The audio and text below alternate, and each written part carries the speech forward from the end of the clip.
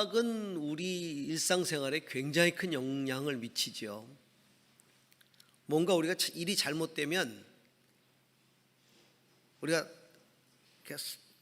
스스럼 없이 하는 말이 뭐냐면,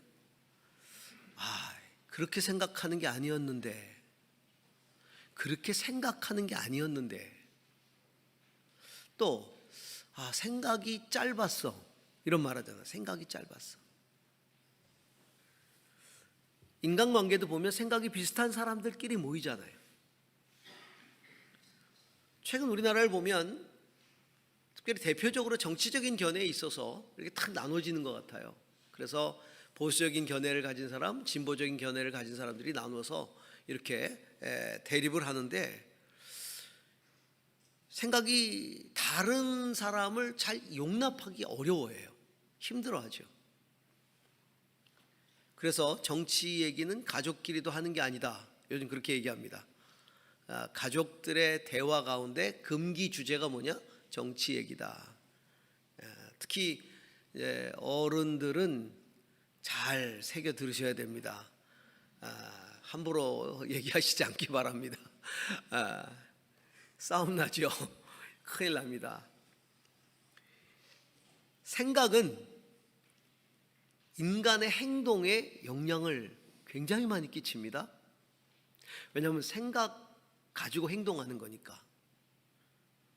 그리고 그 생각에 근거해서 반복되는 행동들은 태도가 되고, 그리고 습관이 되는 거예요. 그래서 어떤 사람의 살아가는 삶의 태도를 가만히 지켜보면 그 사람이 어떤 생각을 하고 있는가를 알 수 있어요. 잠언에도 나오잖아요. 생각이 그러하면 그 사람도 어떠한지 알 수 있다고 나와요. 그 사람을 보면 생각을 보면 알 수 있다, 이렇게 나오죠. 그 잘못된 행동을 하는 사람을 보면 분명히 생각이 잘못됐어요. 잘못된 생각을 하고 있어요. 그래서 우리는 그런 사람을 생각이 병들었다, 이렇게 얘기를 하잖아요. 우리가 슬기로운 생활을 지향하고 지금 묵상하고 있어요. 그럼 슬기라는 게 뭡니까? 지혜롭고 바른 생각이에요. 지혜롭고 바른 생각. 그러면 슬기로운 신앙생활을 하려면 바른 생각을 해야 된다는 거죠. 이 바른 생각을 해야 된다면 잘못된 생각들과 싸워야 되는 거예요. 잘못된 가치들과 싸워야 되는 거죠. 우리의 일평생 영적인 싸움은 결국은 우리의 행동을 결정하는 생각의 싸움이에요. 우리는 어떻게 이 생각의 싸움을 싸워야 할까? 좀 어려운 말로 무슨 세계관 전쟁, 사상 전쟁, 이런 얘기를 쓰지만 쉽게 얘기하면 생각의 싸움이죠. 생각의 싸움. 어떻게 건강한 생각을 할 수 있을까? 나쁜 생각들을 어떻게 퇴치할 수 있을까? 이런 거죠. 오늘 성경은 우리에게 몇 가지 귀한 가르침을 줍니다. 자, 이사야 오늘 55장 읽었는데, 자, 6절과 7절을 다시 한번 읽어보겠습니다. 너희는 만날 수 있을 때 주님을 찾아라. 너희는 가까이 계실 때에 주님을 불러라. 악한 자는 그 길을 버리고 불의한 자는 그 생각을 버리고 주님께 돌아오너라. 주님께서 그에게 긍휼을 베푸실 것이다. 우리 하나님께로 돌아오너라. 주님께서 너그럽게 용서하여 주실 것이다. 네. 성도란 창조주 하나님을 믿는 사람들이, 그리고 그 하나님을 주님으로 고백하는 사람들이 성도죠. 그러면 성도들은 하나님을 나의 하나님으로 고백하기 때문에 그 하나님의 생각을 나의 생각, 하나님의 가치를 나의 가치로 여기는 사람들이죠. 하나님과 같은 생각을 해야 된다는 거예요. 주님과.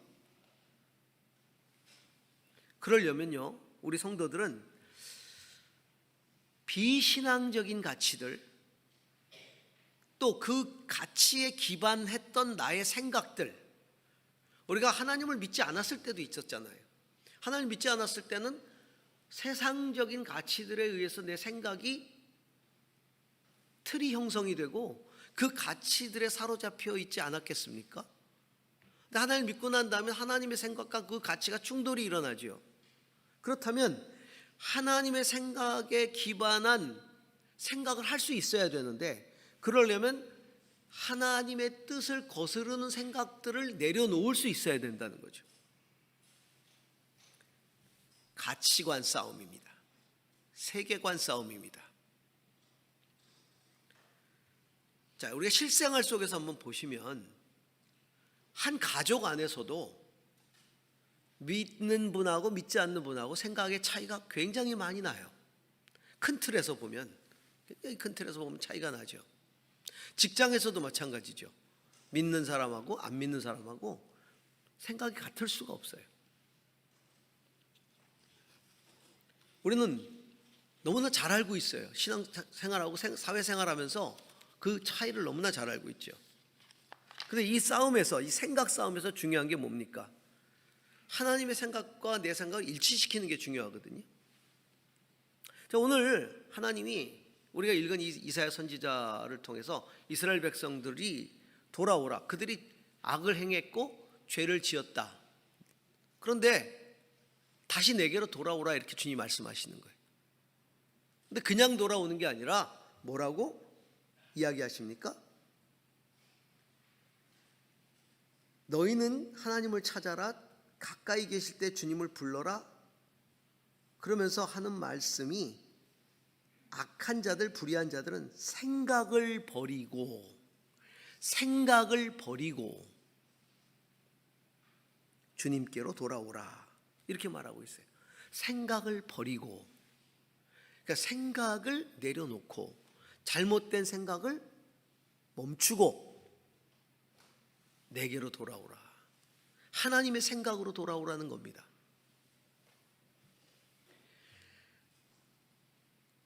악한 생각으로 걸어갔던 길을 더 이상 걸어가지 말아라. 하나님의 생각으로 인생길을 걸어가야 된다라는 겁니다. 사도 바울은 그것을 이렇게 이야기를 했어요. 자, 골로새서 3장 10절을 보시기 바랍니다. 새 사람을 입으십시오. 이 새 사람은 자기를 창조하신 분의 형상을 따라 끊임없이 새로워져서 참 지식에 이르게 됩니다.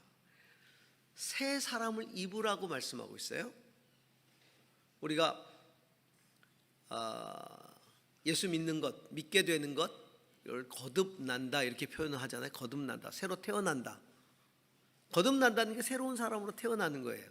그런데 거듭나지만, 우리가 영원히 주님을 영접하고 거듭난 존재가 되지만, 내가 입고 있는 이 옷은 아직도 갈아입지 않고 있다는 거예요. 그럼 어제 내가 예수 믿었다고 한번 생각해 보십시다. 오늘 내 모든 게 바뀝니까? 하루아침에? 아니에요. 여전하거든요. 그 오랜 시간 믿기 전에 생각, 생활 방식, 언어, 습관, 이거 그대로 다 남아 있거든요. 그래서 새 사람을 입으라고 말하면서, 그 새 사람은 자기를 창조하신 분의 형상을 따라서, 하나님을 따라서 끊임없이 새로워져서 라고 이야기하고 있어요. 끊임없이 새로워져서. 이 새로운 사람을 입는 것은요, 과정이는 거예요. 과정. 계속해서 새로운 옷을 입어가는 과정이, 새 사람을 입어가는 과정이, 변해가는 과정이라는 거죠. 그래서 끊임없이 새로워져 가지고 어디까지? 참 지식에 이르게 됩니다. 개역 개정판에는 지식에까지 새롭게 하심을 입은 자니라, 이렇게 돼 있어요. 지식에까지라고 하는 것은 거기가 목적이라는 얘기죠. 생각까지도 새로워져야 된다. 하나님의 형상을 따라 변해가는 과정에 있어서의 끝은 어딜까요? 생각이 변하는 거예요. 지식에까지 변화되는 겁니다. 여러분, 생각이 변하는 건 의외로 오래 걸립니다. 정말 오래 걸립니다. 우리가 주변 사람을 보면서 이런 말 합니다. 참 사람 안 변한다. 사람 안 변하는 건 보면 생각이 안 변하는 거예요. 생각이 안 변하네. 생각이 변한 사람을 보고 사람 변했다 그러잖아요. 근데 평생 안 변하는 사람도 있어요. 신앙을 가졌는데도 평생 안 변해요. 생각, 사고 방식이 안 변하고 생각하는 것도 전혀 변하지 않아요. 그냥 종교만 가졌을 뿐이에요. 생각이 안 변해요. 당연히 태도는 안 바뀌겠죠. 생각이 안 바뀌는데 태도가 변하겠습니까? 자, 한 예로요. 예수를 믿고 성경적으로 생각이 변하면 부부 생활에 있어서 서로를 대하는 태도가 바뀌어야 됩니까? 안 바뀌어야 됩니까? 바뀌어야 되죠. 왜냐하면 부부에 대한 가치가 달라졌으니까. 바뀝니까? 안 바뀝니까? 왜 웃으세요? 잘 안 바뀌어요. 그만큼 어려운 거예요. 오죽하면 불신자들도 생각이 바뀌면, 어떤 사람이 생각이 바뀌면 뭐라 그래? 너 죽을 때 됐니? 그래요. 너 죽을 때 됐니? 죽을 때 돼야 생각이 바뀌는 거예요. 그만큼 힘든 거예요.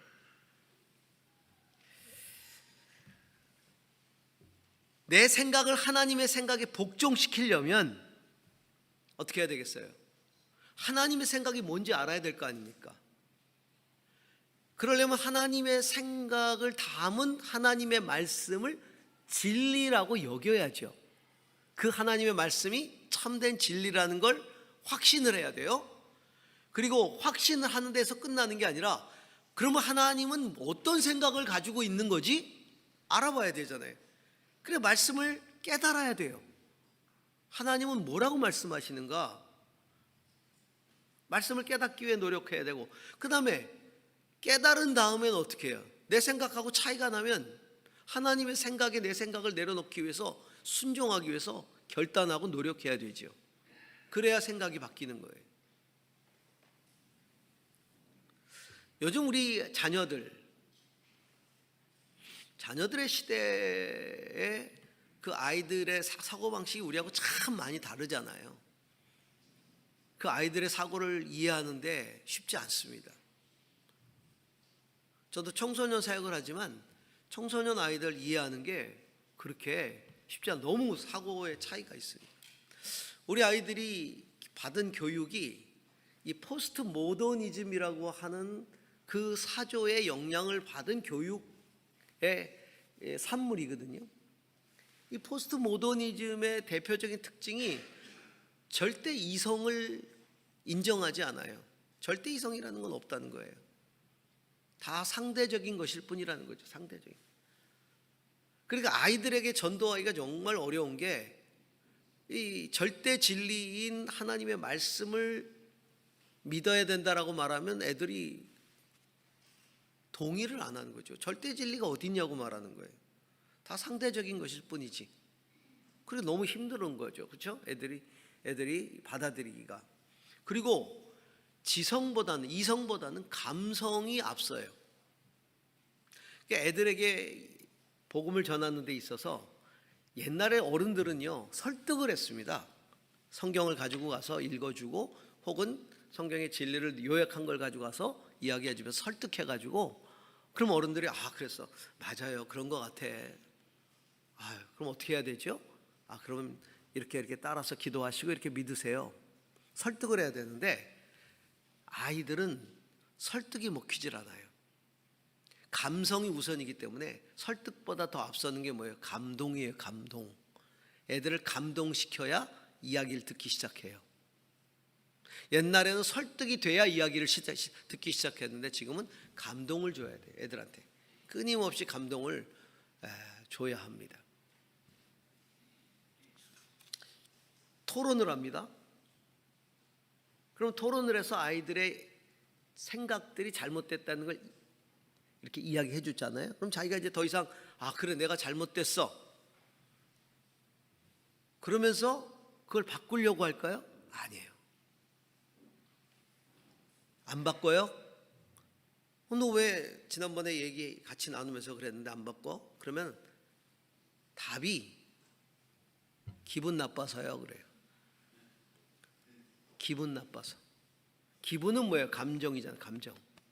내 감정이 상했다 이거예요. 토론을 통해서. 그러니까 기분 나빠서 안 믿는 거예요.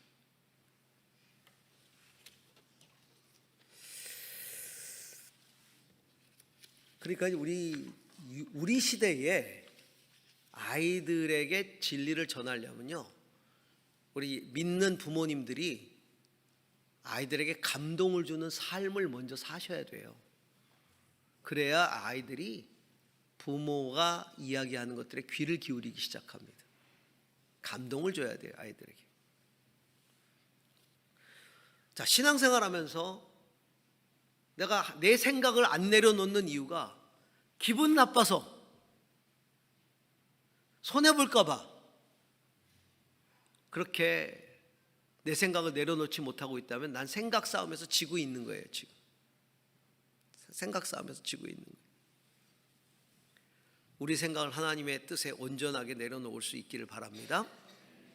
그 다음에 두 번째, 생각으로 이긴다는 건 뭐냐?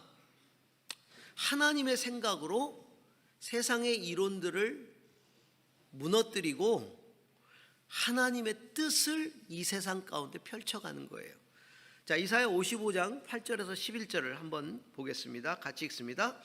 나의 생각은 너의 생각과 다르며 나의 길은, 주님께서 하신 말씀이다. 하늘이 땅보다 높듯이 나의 길은 너의 길보다 높으며 비와 눈이 하늘에서 내려서 땅을 적셔서 싹이 돋아 열매를 맺게 하고 씨 뿌리는 사람에게 씨앗을 주고 사람에게 먹거리를 주고 나서야 그 근원으로 돌아가는 것처럼 나의 입에서 나가는 말도 내가 뜻하는 바를 이루고 나서야, 내가 하라고 보낸 일을 성취하고 나서야 나에게로 돌아올 것이다. 11절에 보니까 나의 입에서 나가는 말도 내가 뜻하는 바를 이루고 나서야, 내가 하라고 보낸 일을 성취하고 나서야 나에게로 돌아온다, 이렇게 말씀하고 있죠. 결국은 생각 싸움의 목적은 하나님의 생각을 이루는 거예요. 우리의 생각이 하나님의 생각에 왜 복종해야 되느냐? 하나님의 생각을 이루기 위해서죠. 우리는 아니 왜 내가 생각을 하나님께 복종해야 돼? 왜 성경대로 살아야 돼? 쉽게 말하면 그냥 내 식으로 살면 안 돼? 이렇게 생각하죠. 하나님은 우리에게 말씀하고 계세요. 내 생각이 너희 생각과 다르고 내 길이 너희 길과 다르다. 하나님의 생각과 내 생각이 같을 수도 있지만 다를 수 있다는 거죠. 그런데 다를 때 왜 그걸 맞춰야 되느냐? 하나님의 목적이 있기 때문에 그래요. 하나님이 그렇게 생각하시는 목적이 있는 거예요. 우리가 그렇게 생각하도록 요구하시는 목적이 있어요. 그게 뭐예요? 하나님의 목적을 이루시기 위해서 내가 생각이 바뀌어야 되는 거예요. 그래야 내가 하나님의 뜻대로 그 생각을 가지고 하나님의 목적을 이루는 사람이 되잖아요. 하나님의 뜻을 이 세상에 이루어가는 과정이고 목적이고 약속인 게 말씀이거든요. 하나님 말씀은 당신의 뜻을 이루어가는 과정이고 당신의 뜻을 이루는 목적이고 그리고 당신의 뜻을 이루겠다는 약속이 하나님의 말씀이에요. 지난 10월 9일이 무슨 날이었습니까? 한글날이죠. 한글날. 1446년에 제정됐죠, 한글이. 그래서 금년이 578주년 되는 한글날이었어요. 저는 의외로 참 한편으로는 자랑스럽고 기쁘면서 한편으로는 부끄러운 게 뭐냐면 이 한글의 우수성을 발견하고 이 한글의 우수성을 세계에 알리고자 한글을 연구하는 외국, 특별히 서양 계통의 외국인들이 그렇게 많아요. 언어학자들. 그래가지고 우리는 가만히 있는데 그 사람들이 나서서 한글을 폄하하는 사람들하고 학술 토론을 해가지고 한글의 우수성을 세계에 알리고 있더라고요, 보니까. 그러니까 그분들하고 이렇게 그런 분들을 보면 참 부끄러워져요. 부끄러워져. 한글을 쓰는 저희들로서.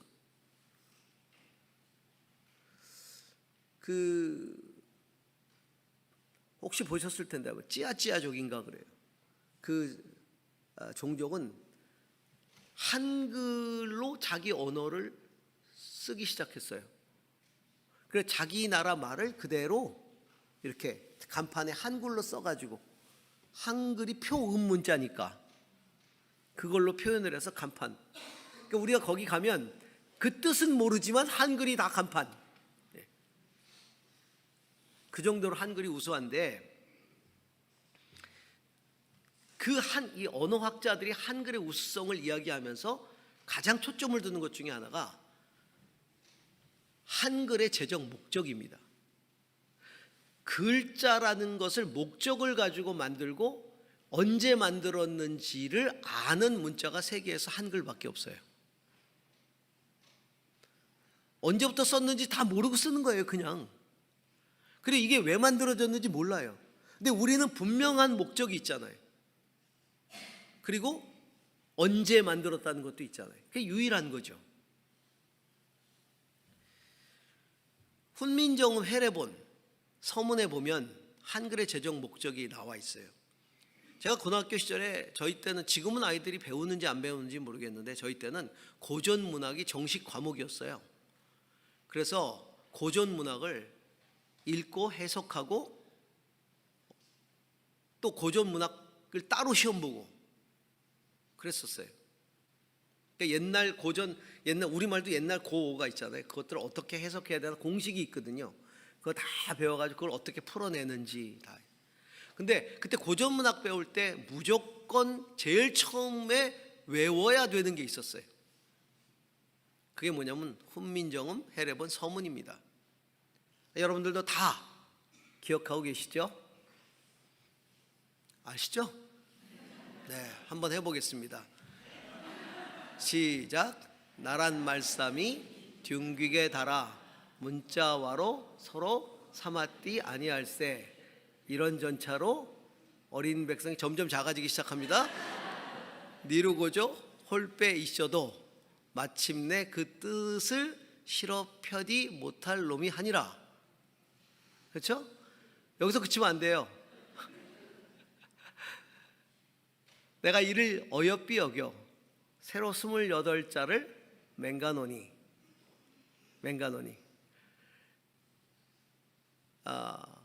그 다음이 뭐죠? 자, 나오셔야 맹가노니. 사람마다 헤어 수비 니켜 날로 쓰매 편안케 하고자 할 따름이니라. 여기까지. 요약해보면 중국 문자하고 너무 달라서 백성들이 자기 뜻을 표현하고 싶어도 못한다는 거예요. 어려워서. 그러니까 억울한 거죠. 힘든 거죠. 그러니까 너무 불쌍하게 생각이 되어서 28자를 만들었다. 그러니 이것을 쉽게 익혀 날로 써가지고 내 백성들이 편안케 하고자 합니다. 저는 이 서문에 담겨 있는 정신이 왜 감동적이냐면, 왕이 언어를 만들면서 만든 목적을 장황하게 이야기하지 않았다는 거예요. 뭐 엄청나게 이야기하지 않았다는 거예요. 너무 간단하잖아요. 편안케 하고자 할 따름이라. 내 백성들이 의사소통 잘해가지고 어려움 없이 살았으면 좋겠다. 편안하게 살았으면 좋겠다. 애민정신. 얼마나 기가 막힌 500년 전에 왕이 그것도 이 정신을 가지고 언어를 만들었다는 게. 근데 당시에 이 한글을 결사적으로 반대했던 사람들이 있었죠. 유림들, 한문을 쓰는 유림들, 학자들, 관료들 반대했어요. 그 중에 제일 많이 반대했던 사람이 최만리라는 학자였어요. 부제학. 그 집현전 부제학인데, 이 최만리가 반대를 한, 이 최만리라는 학자는 굉장히 훌륭한 학자예요. 세종대왕이 굉장히 아주 사랑했던, 그리고 중용했던 사람이죠. 그런데 한자에 관한 한 아주 보수적이었어요. 그래서 한글 만드는 걸 굉장히 반대하고, 그때 상소를 올리는데 유림의 이름들을 들어서 상소를 올린 사람이, 반대 상소를 올린 사람이 이 최만리입니다. 근데 상소문에 기록된 반대 이유를 보면 이래요. 조선은 대대로 중화의 제도를 따랐는데 중국, 우리 언문을 만든다는 것은 대국을 섬기고 중화를 사모하는 데 있어서 부끄러운 일이다. 그 다음에 문자를 가지고 있는 주변 국가들은 전부 다 오랑캐들인데, 우리가 우리의 언문을 가진다는 건 스스로 오랑캐를 자처하는 것이다. 또 백성이 언문을 사용해서 출세하면 성리학을 배우려 들지 않을 것이다. 이렇게 반대를 하죠. 지금 생각해 보면 말도 안 되는 논리인데, 그 당시의 상황으로 보면 이게 이해가 되는 일이에요. 중국 중심의 시대였기 때문에. 근데 이 상소문 어디에도 애민 정신은 들어있지 않다는 거죠. 생각이 차이가, 세종대왕의 생각과 이 사람들의 생각이 하늘과 땅 차이인 거예요. 이들의 생각이 중국에 가 있다면, 중화에 가 있다면, 세종대왕의 생각은 내 땅, 내 백성이, 내 백성이 좀 더 편하게 살고, 내 백성이 억울한 일 당하지 않고. 그래서 이 학자들을요, 아주 집요한 토론을 통해서 세종대왕이 다 그것들을 격파해내는 거죠. 그 당시에 학자들이 제일 두려워했던 게 세종대왕이 토론하자 그러는 거라 했다. 세종대왕이 토론하자 그러면 끝장 토론을 하시거든요. 근데 세종대왕의 학식을 이길 사람이 없었다는 거죠. 그걸 다 토론하는. 언문을 배우면 성리학을 쓰지 않을 겁니다. 그러니까 세종대왕이 소리를 지르죠. 너희들이 유림이냐? 너희들이 성리학의 학생들이냐? 어떻게 유림들이 언어가 생겼다고 해서 성리학을 배우는 일을 게을리하느냐? 여기 야단을 칩니다. 말도 안 되는 소리 하지 말라. 이번 한글날에 아침에 밥을 먹으면서 하나님 앞에 진정한 감사를 드렸어요. 제가 식기도를 하면서, 주님, 세종대왕님을 통해서 제가 한글을 쓰게 해주신 것에 대해서 진정으로 감사합니다. 그날 아침 감사기도의 첫 번째가 제가 한글에 대한 감사기도였어요. 그거 아니었으면 지금도 제가 그냥 한자 외우느라고 지금. 저 지금도 기억이 납니다. 어릴 때 저희 할아버지가요, 초등학교도 안 들어갔는데 앉혀놓고 하늘천 따지 거물현 누루왕, 이거 한자 가르쳐 주셨다니까요. 물론 한자어가 많기 때문에 한자를 아는 거는 우리가 이 언어를 사용하면서 굉장히 큰 유익이 돼요. 그런데 만약에 언문이 없다고 생각해 보세요. 얼마나 힘들었겠는가. 한글 때문에 우리가 수비 니켜 날로 쓰매 편안하지 않습니까? 그 은혜가 있는 거죠. 생각의 차이. 생각이 이렇게 사람을 바꿔놓고 상황을 바꿔놓는. 예수님이 왜 이 땅에 오셨어요? 하나님의 애민 사상 때문에 오신 거예요. 하나님이 당신의 백성을 너무 사랑하시니까 하나님이 세상을 이처럼 사랑하사 독생자를 주셨습니다. 이는 저를 믿는 자마다 멸망치 않고 영생을 얻게 하려 하십니다. 우리들을 너무나 사랑하셔서 당신의 아들을 인간의 몸으로 오게 하셨고, 우리들이 그 예수님을 믿어서 구원받도록 하기 위해서 우리를 사랑하셔서 그 아들을 보내주신 그 애민정신, 더 나아가면 위민정신 위하는 사람들을,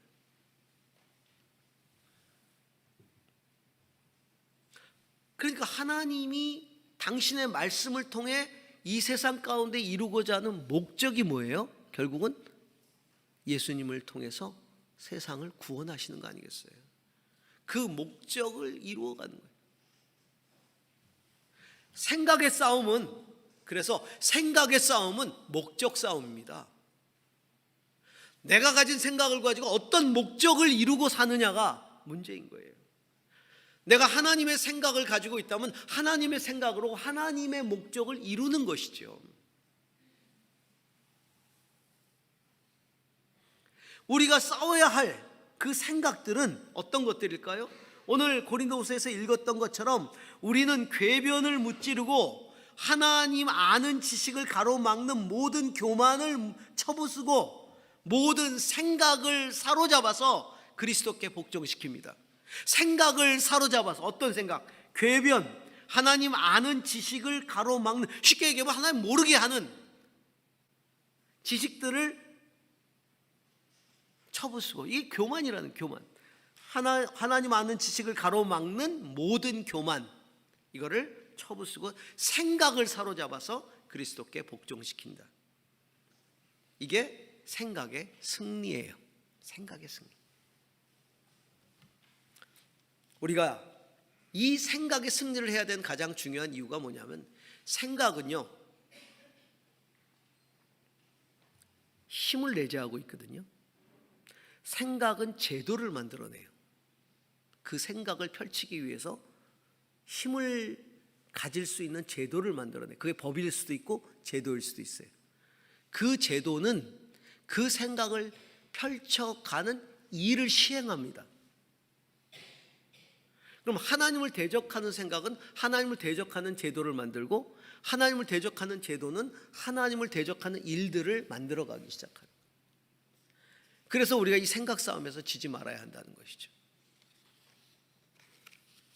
하나님은 내 말씀이 헛되이 내게로 다시 돌아오지 않고 반드시 이룰 것이다. 누구를 통해? 이 생각이 무장된 사람들, 하나님의 생각으로 무장한 성도들을 통해서 그 이룰 것이다. 이거 보세요. 나의 입에서 나가는 말도 내 뜻한 바를 이루고 나서야, 내가 하라고 보낸 일을 성취하고 나서야, 내가 하라고 보낸 일을 성취하고 나서야 나에게로 돌아온다. 말씀을 통해 내가 하라고 하는 일을 성취하고 나서야. 그러면 내가 하라고 하는 일을 성취하는, 누가 성취를 해요? 그거를 내가 하라고 하는 일을 행하는 사람들이죠. 하나님의 생각을 가진 사람들을 통해서 성취하고 나서야 내게 돌아온다는 거죠. 만약에 우리가 이 하나님의 목적을 잊어버린 채로 성경 공부만 열심히 한다면요, 우리는 바리새인이 됩니다. 자기 의의를 주장하고, 그리고 남을 정죄하는 그런 바리새인 같은 종교인이 되는 거예요. 그러니까 목적을 잃어버리면 안 돼요.